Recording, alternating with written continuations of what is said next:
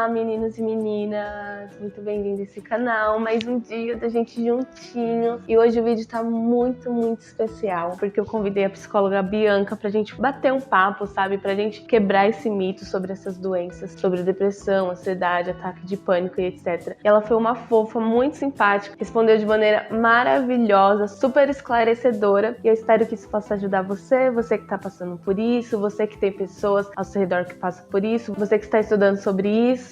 E é isso. Não saia dessa entrevista, assista até o fim, porque olha, vale muito a pena. Eu amei demais, assim, eu fiquei encantada mesmo. E é isso, gente, então bora pra entrevista.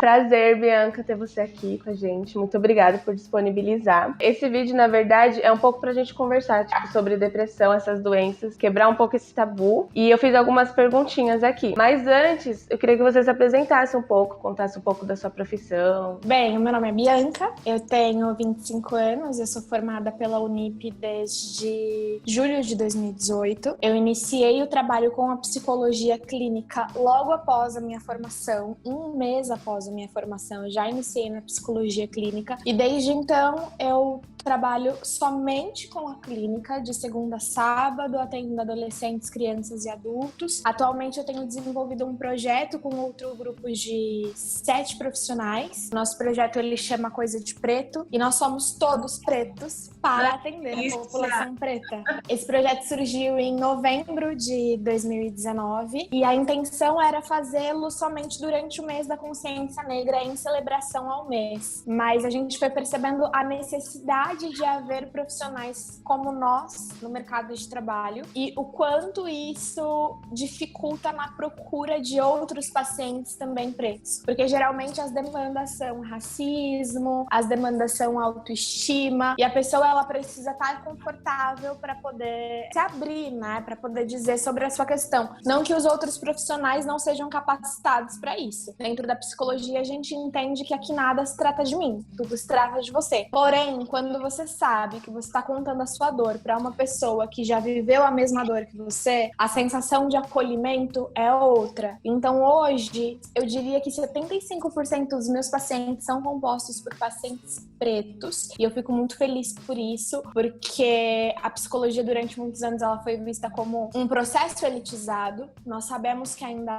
falta psicólogos no SUS, faltam psicólogos nos postos de saúde, são poucos os postos onde tem um psicólogo para atender 3, 4 ou 5 bairros. O trabalho é muito escasso, então as pessoas elas precisam ter um lugar onde elas possam ir e se sentir acolhidas e se sentir representadas, e nós estamos aqui para isso. O meu objetivo principal é esse, é cuidar dos meus, atender os meus, não só os meus, todos, mas a consciência de classe aqui bate bem forte. Nossa, eu imagino mesmo, porque realmente, né, foi uma coisa muito elitizada. Eu acho que até hoje, meio que, tipo, se você fala isso, pessoas, tipo, têm um pé atrás, né, principalmente da periferia, acha que é super caro, acha que não dá pra pagar. Mas que legal, amei esse projeto de vocês. Tem algum link, algum site que as pessoas podem acessar? Nós não temos um site específico, porque a princípio a gente estava concentrado somente em um lugar. Todos nós atendemos em Santana, mas todos nós também atendemos em outras regiões. Então, a gente deixou livre para cada profissional pudesse se divulgar em relação a isso. Então, eu atendo em Taboão e Santana, a Débora atende no Campo Limpo e Santana, tem o Elias que atende em Santana também e no Mackenzie, ali na região do Mackenzie. Então, nós estamos espalhados por aí, mas se as pessoas procurarem pelo Instagram,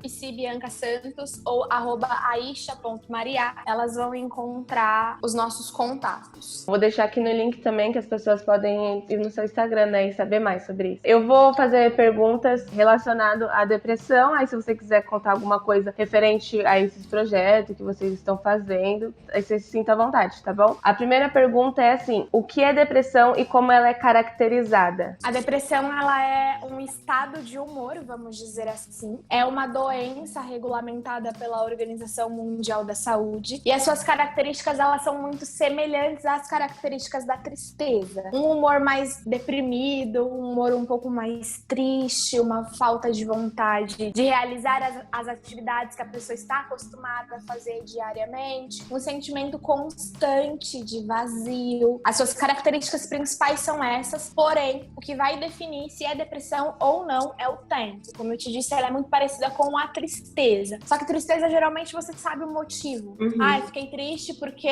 o ator do Pantera Negra morreu. Então, essa tristeza, ela vai perdurar aí uns 5 ou 7 dias e vai passar. A depressão, ela fica por 30 dias, 40 dias, 50 dias, 60 dias. E quanto mais tempo ela for durando, mais intenso vão sendo os sintomas. É claro que uma pessoa deprimida, ela não chora o dia inteiro, ela não fica chateada o dia inteiro, mas ela tem aquele sentimento de vazio e de angústia constantemente. Ela é capaz de trabalhar? É. Mas ela sente prazer no trabalho? Não. Ela é capaz de encontrar com os amigos? É. Mas ela sente prazer em estar com os amigos? Talvez não. Então essas são as características principais.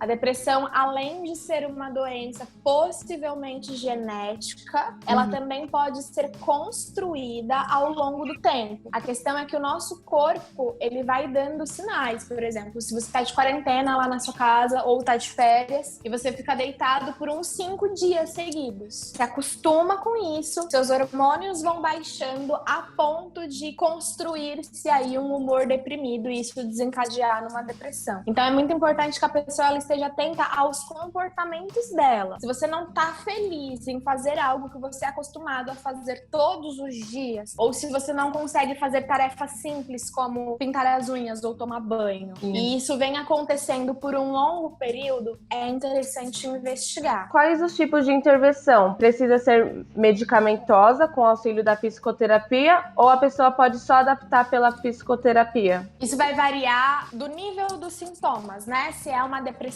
leve, se é uma depressão moderada ou se é uma depressão grave. Quando é uma depressão leve, geralmente a pessoa ela tá no início da depressão. Então, com a psicoterapia, a gente consegue dar uma segurada para que esses sintomas eles não se agravem. Porém, não é o psicoterapeuta que medica. Quem medica é sempre o psiquiatra. O psiquiatra medica, o psiquiatra diagnostica. O que nós fazemos é investigar, né, esses sintomas, quanto tempo, como que acontece, como que o paciente se sente, e a gente encaminha ele para esse profissional com uma cartinha dizendo, olha, o fulano ele tem um humor deprimido superior a 90 dias, solicita uma avaliação psiquiátrica. E aí o psiquiatra ele vai fazer uma bateria de avaliações, perguntas, exames, e aí ele vai prescrever a medicação. E quais são as consequências que a depressão pode causar na pessoa? Existe risco de suicídio, né? Com certeza.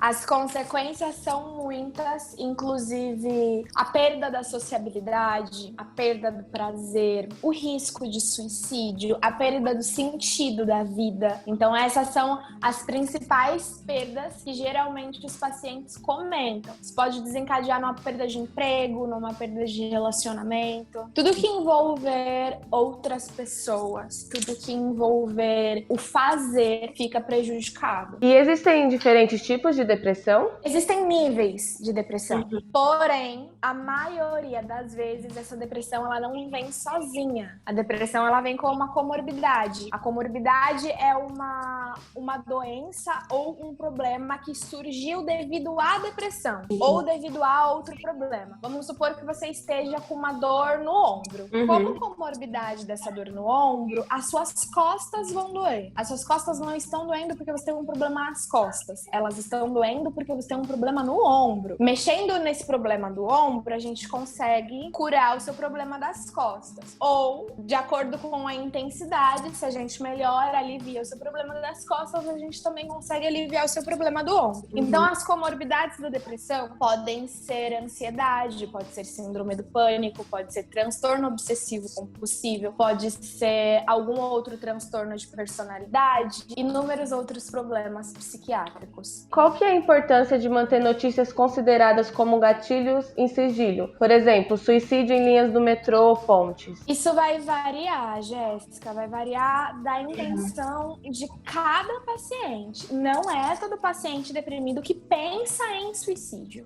Não é todo paciente deprimido que pensa em não se recuperar. Isso varia da história de cada um. Eu acredito que é muito mais importante que os familiares, que as pessoas próximas, os amigos, saibam qual é a intenção da daquela pessoa. Se a pessoa ela tem falado muito em morrer, se a pessoa tem falado muito em sumir, porque às vezes a pessoa ela não fala em morrer, ela fala tenho vontade de sumir, o que pra nós significa a mesma coisa. Morrer ou sumir pra nós é igual. Então, a pessoa ela precisa estar atenta ao que esse paciente está falando para que nós, amigos, familiares, possamos manter elas distantes dos gatilhos. É importante que as pessoas continuem falando sobre suicídio, é importante que as pessoas continuem falando sobre esses sumiços, para que elas estejam alertas, porque às vezes, como eu te disse, a depressão, ela não tem cara de tristeza. Sim. A depressão, ela tem a cara normal, a cara do paciente. Sim. O que varia é a forma como esse paciente se sente, a forma como ele se manifesta. E às vezes ele faz um trabalho de não querer que ninguém saiba. E aí a gente começa a perceber nas características, nos comportamentos.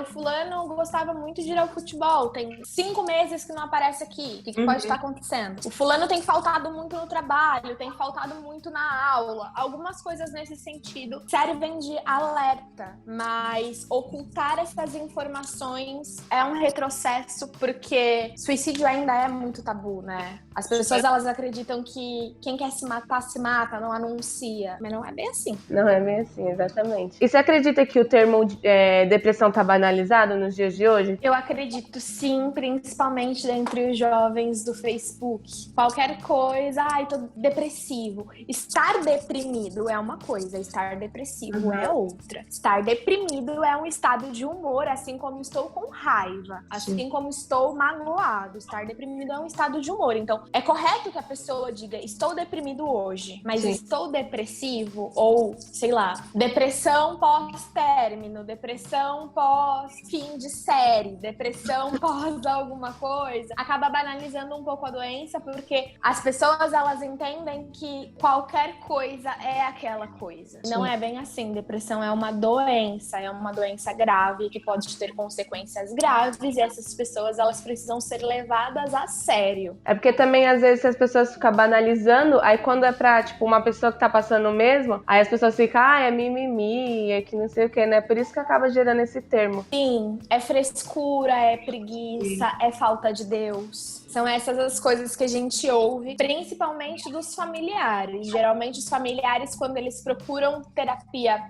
para os seus filhos, para os seus irmãos, maridos e afins, eles falam assim, o fulano tá com um pensamento esquisito, conversa com ele. De repente é frescura, de repente é falta de Deus. E a pessoa nem sabe, né, que, tipo, tá gerando coisas na outra pessoa, pior ainda, né? Exatamente. Até porque esse paciente, às vezes, ele fica em dúvida também. Será que eu tô com alguma coisa ou será que eu tô só com preguiça? Aí começa a se forçar a fazer ou a estar e não consegue. Aí fica frustrado. Porque além de ser um preguiçoso, não consegue fazer nada. O que os parentes dessa pessoa podem fazer pra ajudar uma pessoa com depressão? Primeiro de tudo, acolher. Nós não temos o poder de determinar nada o que se refere ao outro. Se a pessoa fala que ela não tá bem, ela não tá bem. Se a pessoa fala que tá tudo bem, está tudo bem. Então a gente precisa acolher esse paciente. Dizer pra ele, olha, eu tenho percebido que você deixou de fazer algumas coisas que você gosta, que você tá um pouco negligente com a sua aparência. Olha só como tá a situação do seu quarto. Você precisa de ajuda. Se o paciente disser que não quer, a gente fala, tudo bem, mas eu vou comunicar o seu familiar. Aí vai lá o amigo e comunica o familiar. Se o familiar não ligar,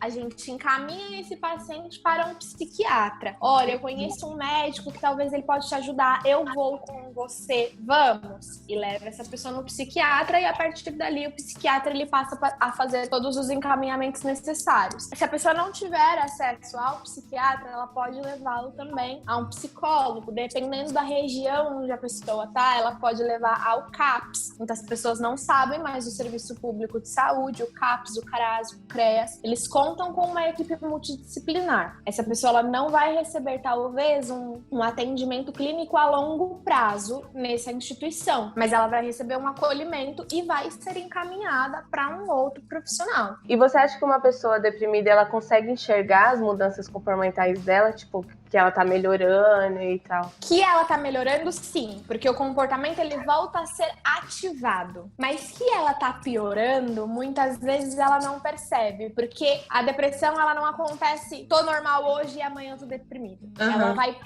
pingando ali dentro do funcionamento da pessoa, todos os dias um pouquinho, até que esse balde começa a encher. Então é bem devagarinho. Começa com o abandono da aula, começa com uma bebida, talvez, um costume de beber durante a semana, ou desmarcar os compromissos. E aí a pessoa vai pensando, poxa, eu tô cansado, ou nossa, tô desmotivado. E aí ela não cuida, né? Porque geralmente quando a gente tá triste, a gente só tá triste. Come uma coisinha, compra alguma coisa e passa. E a depressão, ela vem vindo bem devagarinho, assim. É mais fácil que as outras pessoas que estão ao redor perceba do que o próprio paciente, nesse início, pelo menos. O meu script de perguntas acabou. Tem alguma coisa que você queira falar? Alguma coisa que eu não perguntei? Eu acho que tá bem completo o seu script de perguntas. Aí agora é só umas perguntinhas que o pessoal do Instagram perguntou, tá bom?